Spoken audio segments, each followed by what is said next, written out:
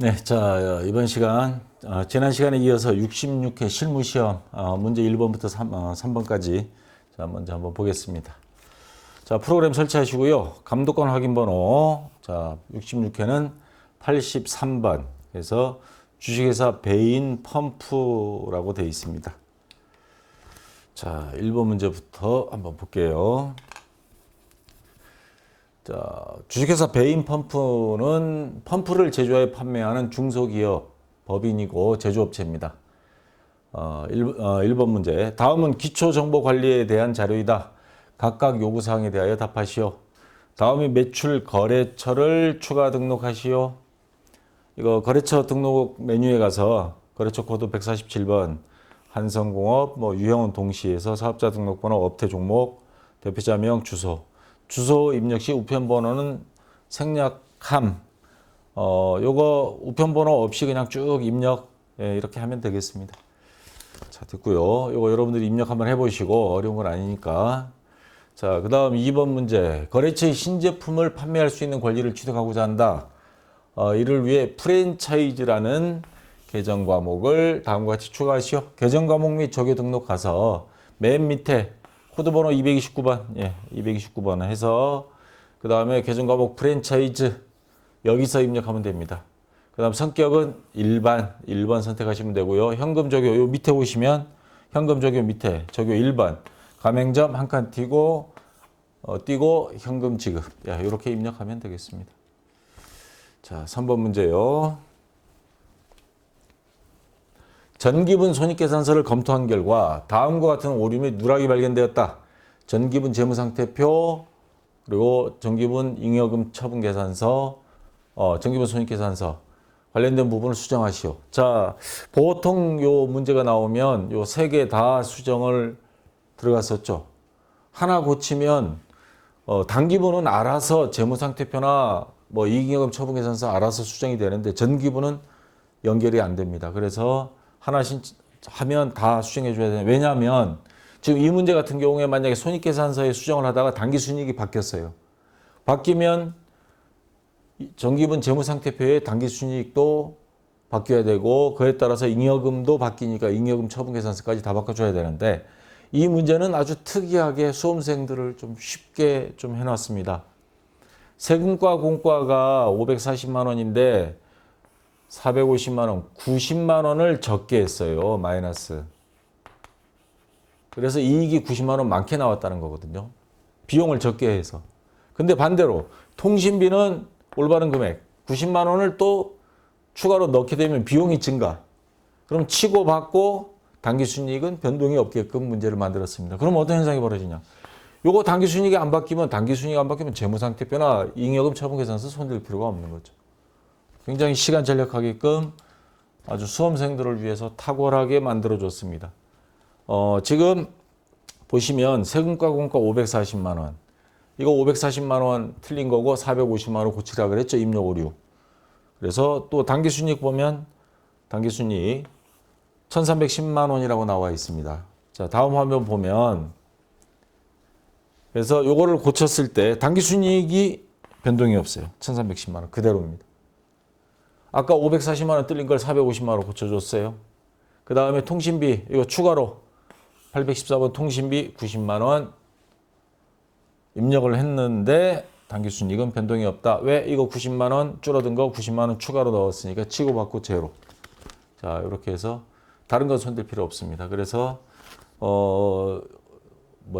잉여금 처분계산서 가보면 1310만 원. 재무상태표 가도 거기는 2800만 원이가 나와 있는데 그건 2월 이익잉여금까지 포함된 거니까 변동이 없습니다. 그래서 이거 그대로 그냥 가면 됩니다. 자, 2번 문제 일반 전표 입력 들어갈게요. 다음 거래 자료를 일반 전표 입력 메뉴에 추가 입력하시오. 부가가치세는 고려하지 말 것. 9월 4일 다음과 같이 9월분 건강보험료를 현금으로 납부하다. 건강보험료를 현금으로 납부한 거예요. 그럼 대변에 일단 현금 들어가죠. 얼마를 납부했냐면 회사 부담분 생산진 직원 이건 그러니까 재가 되겠죠. 500번대. 요 20만 원은 영업부 직원 800번대 판이 될 건데 이건 회사에서 부담하는 건데 회사 부담분 건강보험료는 복리후생비로 처리한다. 그러면 자, 복리후생비 우선 생산지 거 먼저 적네요. 복리후생비 제 얼마냐면 35만 원.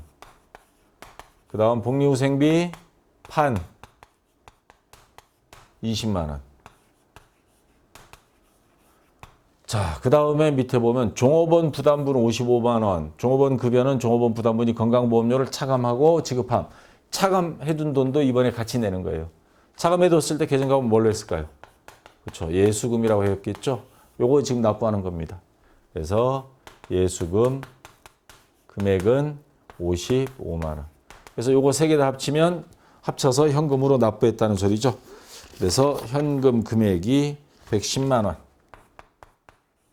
자, 이렇게 해서 입력해 주면 되겠습니다. 그 다음에 2번 문제.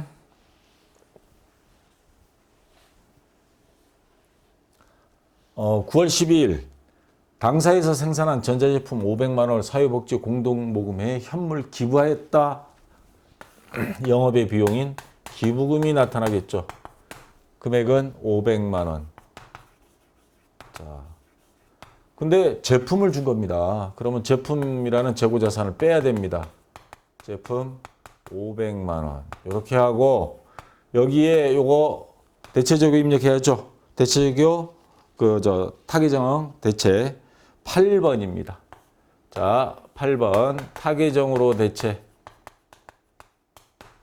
요거 입력해 줘야 됩니다. 자, 요거 안 하면 1점 감점 돼요.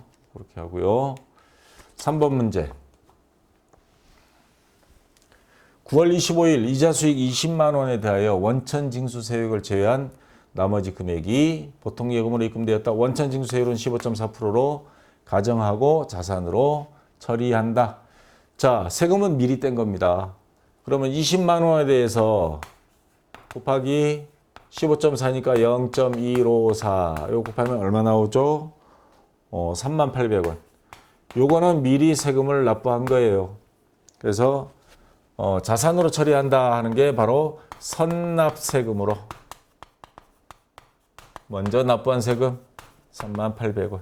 나중에 최종적으로 세금 낼 때는 선납세금 빼고 나머지만 한다든가 그렇게 정리를 해야 되겠죠.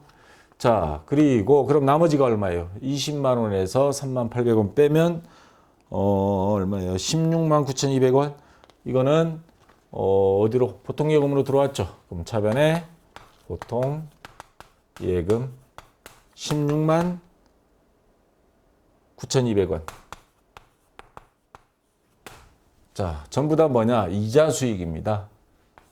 은행에 예금해 둔 거에 대해서 이자 수익 20만 원, 그 중에 38,000원은 원천징수 세금 납부하고 나머지는 보통예금 통장에 받았습니다. 자, 이렇게 입력해 주시면 되겠습니다. 왜 안 가니? 네, 4번 문제. 10월 10일 당사는 제조 공장 직원들이 퇴직금 지급을 대비하기 위해 금융기관의 확정기회형 DC 퇴직연금 제도를 운영하고 있다. 10월분 퇴직연금 850만 원을 당사 보통예금 계좌에서 이체 납부하였다. 자, 그러면 이거를 아직도 이제 헷갈리는 게 바로 확정기회형이냐 또는 확정급여형, 일명 DB라고 이야기하는 거. 요거 헷갈릴 겁니다. 아차하는 순간에 분계가 바뀌어버려요. 지금 퇴직금을 불입했을 때 요걸로 할 건지 요걸로 할 건지 아차하면 바뀌어버리거든요. 그래서 요거 다시 한번. 자, DC는 defined, 요거는 똑같습니다. contribution, 그 다음에 여기는 benefit 이렇게 이야기합니다. 그래서 contribution 같은 경우는 이거는 일종의 투자라는 단어입니다. 투자. 그 다음에 benefit 하면 이자, 수익, 이자 또는 수익 이런 개념이고요. 그래서 요거는 아예 연금회사에 맡겨버린 겁니다. 회사에서는 우리가 관리 안 해. 너네가 알아서, 너네가 결정해. 그럼 어느 연금회사, 뭐 투자 신탁 뭐 이런 데다 맡기겠죠. 그래서 위험성은 있습니다. 위험성은 이게 높죠. 왜냐하면 나중에 투자 이익이 나오면 퇴직금도 많아지는데 안 그러면 원금 까먹을 수도 있고. 그러면 난 안전빵으로 가겠다. 그냥 이자는 대신에 적어요. 이게 일종의 정기예금 스타일입니다. 은행의 정기예금 스타일로 해서 관리는 누가 하느냐? 관리 주체는 그 회사에서 관리합니다. 요거는 뭐 투자신탁이나 금융기관에서 관리하고요. 회사 손은 완전히 떠나버린 겁니다. 근데 요거는 회사에서 계속적으로 관리하는 겁니다. 이자가 발생하면 퇴직연금 운영자산에 또 더하고 그러다 직접 퇴직하면 퇴직급여 충당 부채에서 빼고 이런 식으로. 회계 담당자는 요게 편하죠.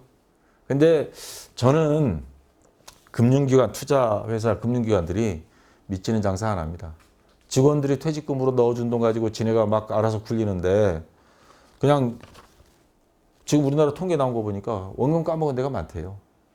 이제 앞으로 저성장 시대인데 투자 이익 많이 날 수가 없는 지금 구조입니다. 그렇다면 요걸로 하세요. 확정급여형으로. 직원들끼리 결정을 합니다, 이거. 그래서 우리는 확정급여형으로 할래요? 해서 여기다가 불입하는 식으로. 자, 지금 현재 문제가 나온 건 컨트리뷰션에서 DC 투자 형태입니다. 그럼 회사 입장에서는 매년 퇴직금 줘버린 겁니다. 나중에 20년 있다가 나갈 때 그 직원한테 줄 퇴직금은 회사에서는 없어요. 왜? 매년 줬기 때문에. 그리고 직원 나가게 되면 잘 가 그러면 끝입니다. 자, 그러면 다시 문제로 돌아와서 DC형이었습니다. 투자 형태. 그럼 회사에서는 돈 주면 끝입니다. 그러면 차변에 퇴직급여 적어버리면 끝입니다. 그리고 제조공장이니까 재가 되겠죠. 금액은 850만 원. 아직 퇴직 안 했지만 미리 중간 매년 정산해버리는 겁니다. 그 다음 대변에는 뭘로 줘? 보통예금 계좌 이체했어요. 그럼 대변에 보통예금 850만 원. 자, 이렇게 정리하면 끝나겠습니다. 자, 이거 입력해 주시고요.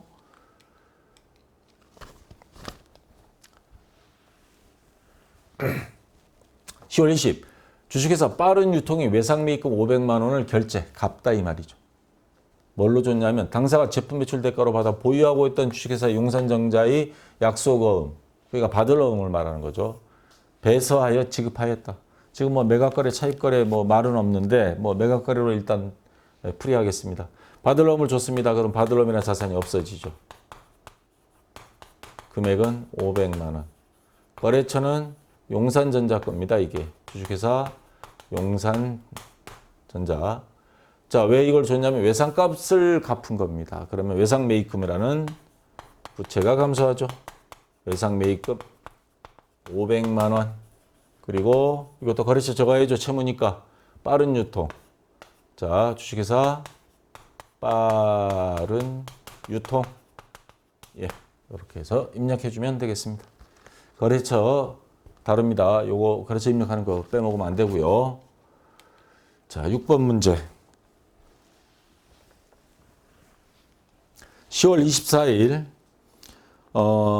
흥신빌딩에 창고를 임대하기로 하고 빌려준다는 겁니다. 우리가. 임대차 계약서를 작성하였다. 임대보증금은 임대차 계약서 작성 시에 모두 현금으로 받았다. 그럼 뭐 차변에 현금 나오겠죠. 근데 얼마인지는 모르죠. 자, 딱 보니까 문제가 그냥 한 페이지, 한 문제가 한 페이지예요. 이거 아마 겁먹으실 텐데 지금 뭐 분계는 뻔히 나와요. 임대보증금, 그 다음 돈 받은 거, 현금. 적으면 끝인데 금액만 알면 돼요.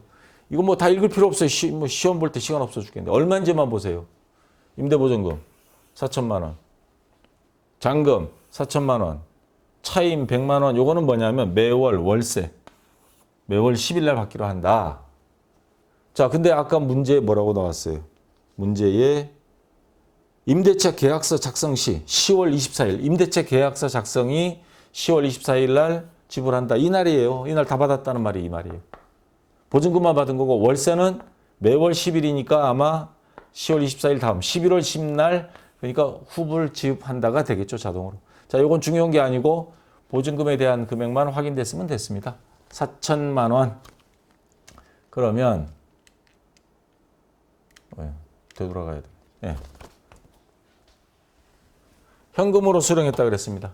그러면 현금 차변에 4천만 원. 대변에 임대보증금 4천만 원. 이거 비유동 부채에 해당되죠. 나중에 돌려줘야 될 거. 그러니까 채무가 되기 때문에 거래처 적어야 됩니다. 자, 흥신빌딩. 자, 이거 해서 거래처 빼먹지 말고 자, 입력해주면 되겠습니다. 자, 됐고요. 그 다음에 문제 3번 매입 매출 전표 입력 들어가겠습니다. 우리 카페에 보니까 어떤 분이 이런 질문을 올렸.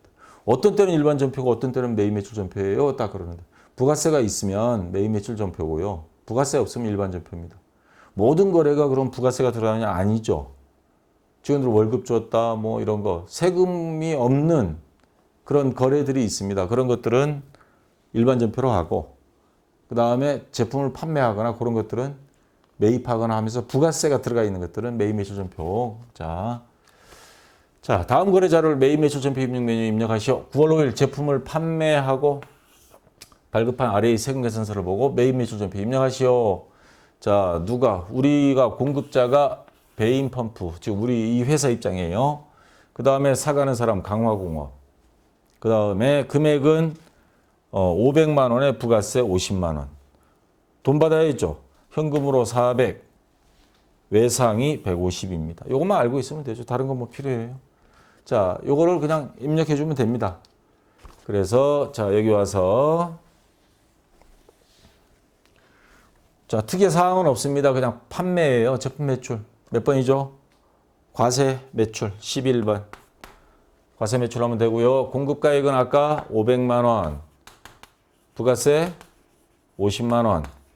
거래처 강화공업. 그 다음에 전자세금계산서 맞죠? 자, 분계는 차변에 요거 현금 400만 원에 그 다음에 부가세가 외상 매출금이 얼마예요? 150만 원. 자, 그리고 제품 매출 적어야죠. 제품 매출 500만 원. 그 다음에 세금 50만 원 있죠? 자, 부가세 예수금 50만 원. 그럼 분계는 혼합이 되겠죠. 이렇게 해서 자, 입력해 주면 되겠습니다. 자, 특이사항 없고 그 다음 2번 문제로 넘어가겠습니다.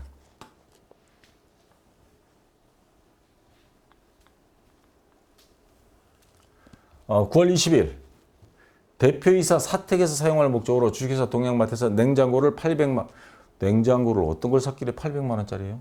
부가세 별도입니다. 80만 원. 전자세금에서 발급받았습니다. 구입하고 대금은 당좌 수표를 발행하여 지급하였다. 가지급금 계정을 사용할 것. 이거 무슨 소리죠, 이게? 사장님 거를 회사 돈으로 일단 사놓고 나중에 사장님이 돈 줄게 그런 거예요. 그러면 요거 전자세금계산서 부가세 별도 그 세금계산서 받았지만 이거 회사에 쓸 수 있어요? 못 씁니다. 사장님 개인 거기 때문에. 그래서 자, 불공에 해당이 됩니다. 유형은 불공 매입에 해당되니까 몇 번이죠? 54번. 54번 불공 매입에 해당이 되고 공급가액은 800만 원인데 지금 부가세가 자, 800만 원. 부가세가 80만 원. 자, 거래처는 어디에 샀어요? 동양마트. 전자세금계산서 받았죠? 전자는 자, 분계해봐야죠. 그러면 자, 대변에 전부 다 수표를 발행해서 지급했다 그랬으니까 당좌, 예금. 냉장고 가격은 800만 원인데 부가세 별도니까 880만 원인데 전부 다 줬습니다. 근데 부가세 대급금을 쓸 수가 없죠. 불공이라서. 그래서 차변에 자, 사장님한테 나중에 돈 받을 겁니다. 가지급금 계정 쓰라고 그랬습니다. 차변에 가지급금 880만 원. 부가세 대급금 못 씁니다. 불공이기 때문에. 자, 붕괴는 그러면 혼합이 되겠죠. 자, 이렇게 해서 입력을 해주면 되겠습니다. 자, 됐고요. 그 다음 3번 문제.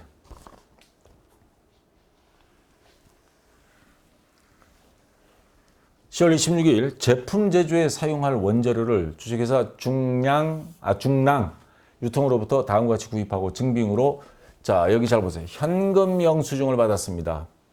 그러면 자, 유형을 뭐라고 해야 될까요? 매입은 매입이죠. 원재료를 매입했으니까 매입 유형 중에 가서 부가세는 좋습니다. 현금 과세가 되는 겁니다. 현금 영수증 받으면 현금 과세라 그랬죠. 자, 세금계산서는 따로 없습니다. 왜? 현금 영수증 처리했기 때문에 자동적으로 세금까지 다 알아서 처리가 된 겁니다. 그러면 현과 몇 번이죠? 61번. 현과 우리가 사온 금액은 500만 원입니다. 그리고 부가세 50만 원 들어가고요. 거래처는 중랑유통. 자, 전자는 없죠. 현금 처리했으니까. 자, 그러면 요거 분개를 하면 우선 원재료를 사온 거 차변에 원재료를 입력을 해야 되겠죠. 금액은 요거 500만 원에 부가세도 좋습니다. 그러면 부가세 대급금 얼마예요? 50만 원. 자, 대금 결제는 전부 다 현금으로 줬습니다. 그래서 현금 영수증 처리한 거죠. 현금 550만 원. 그럼 분계 유형은 현금, 대변에 현금밖에 없으니까 현금으로 자, 적어주면 되겠습니다. 자, 됐고요. 그 다음에 4번 문제.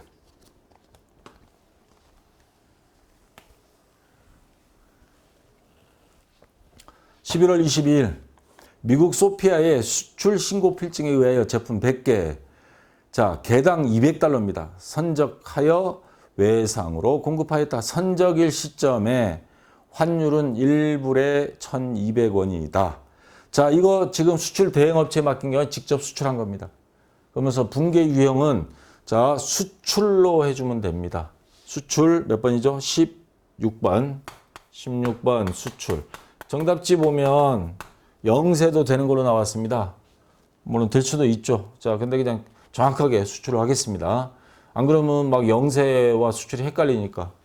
자, 공급가액은 금액을 일단 계산해야죠.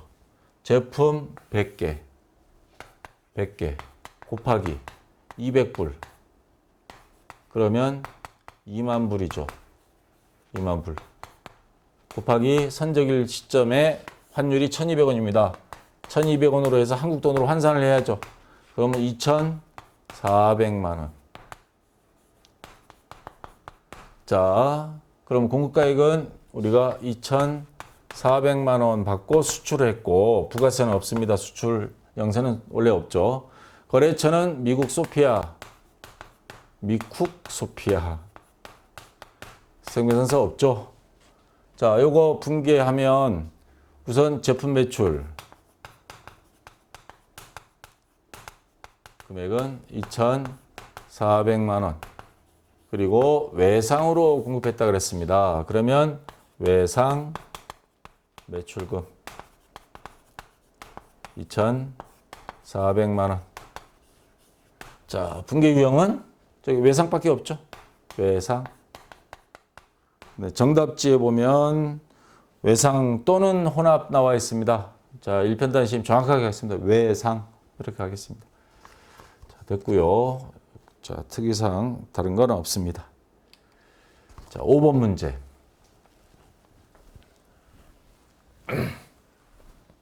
11월 28일 영업부서의 매출 거래처 개업식을 축하하기 위하여 베스트 플라워 화환 나오면 떠오르는 게 뭐예요? 거래 유형. 면세, 매입. 10만 원을 구입하고 전자 면세이니까 여기 뭐가 없어요? 세금이 안 붙죠, 이거. 계산서를 발급받았다. 대금은 이달 말에 지급하기로 하였다. 자, 유형은 면세 매입 몇 번이죠? 53번. 자, 면세 매입입니다. 금액은 10만 원. 그리고 화한 꽃집은 면세업자이기 때문에 세금 안 받아가고 세금 계산서도 없습니다. 거래처는 베스트 플라워 들어가고 전자자만 들어가면 무조건 엽니다. 세금자 없어도. 자, 이거 분개하면 자, 화환을 사온 거. 자, 뭐예요? 거래처 개업식이죠. 거래처에 대한 거니까 접대비죠. 접대비 10만 원. 그리고 이달 말에 지급하기로 했다. 그럼 미지급금 10만 원. 그러면 분개는 혼합이 되고. 근데 요거 가지고 어떤 사람들은 불공하고 헷갈려가 접대비니까 불공 아니에요? 뭐 그렇기도 하는데 아닙니다. 요거는 면세품을 산 거기 때문에 접대비로 처리하는 게 맞습니다. 면세 매입을 하는 게 맞습니다. 자, 이렇게 해서 입력해 주면 되겠고요. 그 다음에 자, 6번 문제입니다.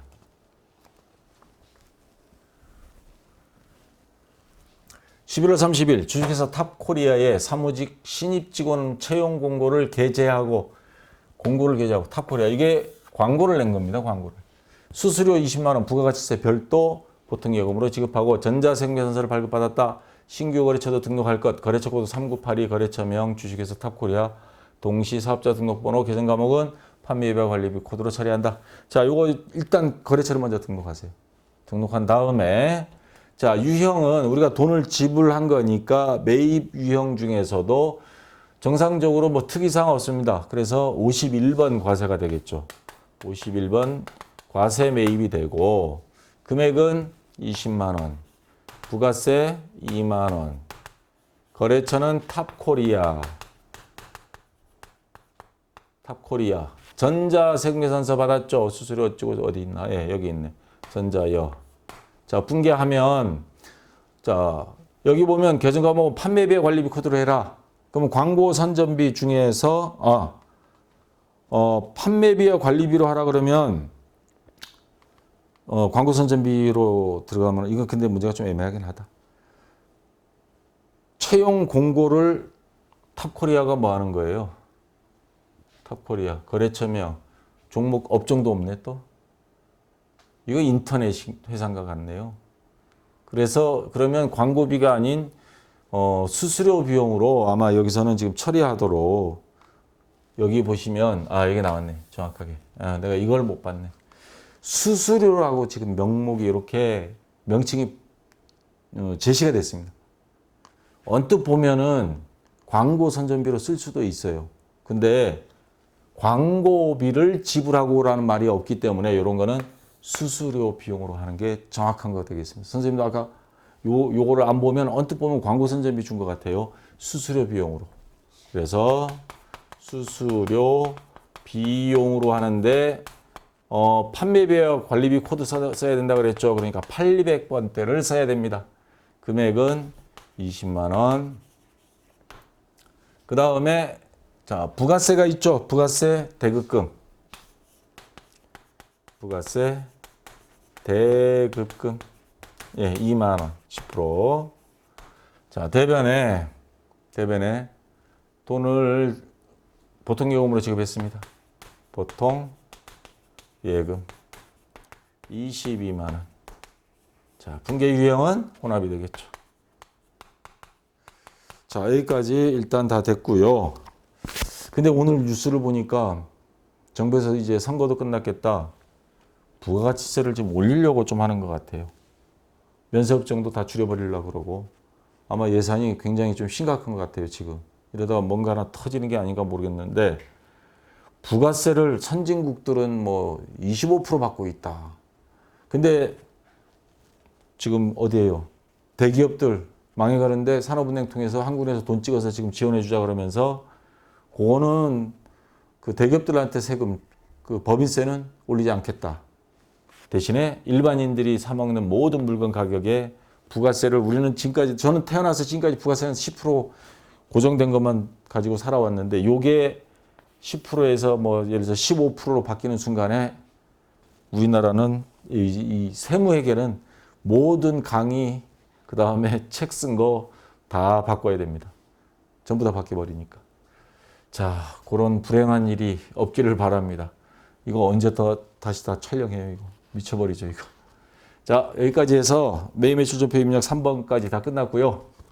좀 쉬었다가 다음 시간에 나머지 4, 5, 6번 하도록 하겠습니다. 자, 수고했습니다.